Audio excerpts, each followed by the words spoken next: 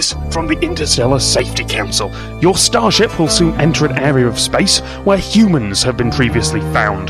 Now, we understand that there are rumours and myths about the species. It's true that humans are extremely dangerous, but we believe that the best way to deal with them is to be aware of the facts.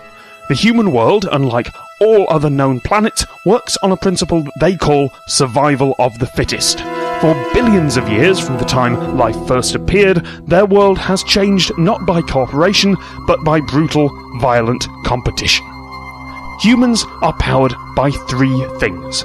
First, humans grow, repair, and fuel themselves by consuming and digesting other life forms, including macroscopic life and, in many cases, life capable of reaction and distress. Their intake point contains exoskeletal protrusions designed to crush, tear, and rip almost any organic material. A human once ate a flying machine. Humans are symbiotic creatures. Around 2% of their mass is made of organisms that aid their digestion, but many of which would kill them if allowed to contact other parts of their internal structure. Humans, everything they produce and everything on their planet is covered in uncountable numbers of these microscopic creatures, just one of which would be enough to catastrophically end life on many of our worlds.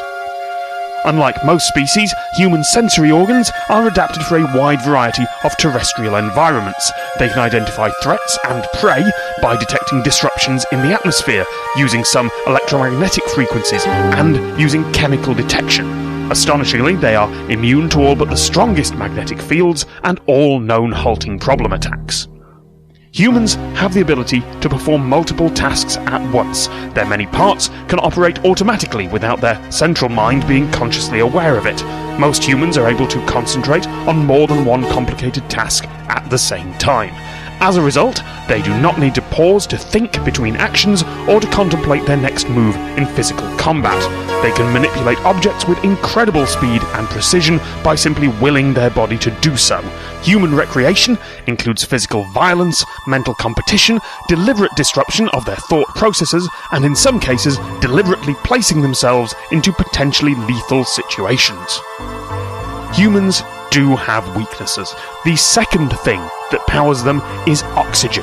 Highly flammable, highly corrosive oxygen. They are, therefore, only capable of operating in a limited number of terrestrial environments. They are also extremely susceptible to ionizing radiation, gravitational forces, and temperature changes. Their space travel thus requires extensive, complicated, and fragile life support arrangements. This is their weak point and the correct time to attack. Once they land on an oxygen-bearing planet, it is theirs and they will win.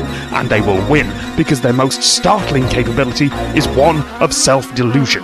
Humans are not a rational species. They do not have an intrinsic grasp of statistics or probabilities. If they did, their history would be very different. They would have followed more sensible approaches to space travel than putting their oxygenated bodies into pressurized metal boxes and throwing themselves off their planet's surface. Humans are irrational, messy, contradictory, and sometimes self-defeating. They act against each other's interests and compete viciously and brutally for limited resources. Instead of acting as one, they form complicated tribes that fight between each other. But humans also possess a high capacity for aspiration, kinship, compassion, and a ridiculous tolerance of adversity.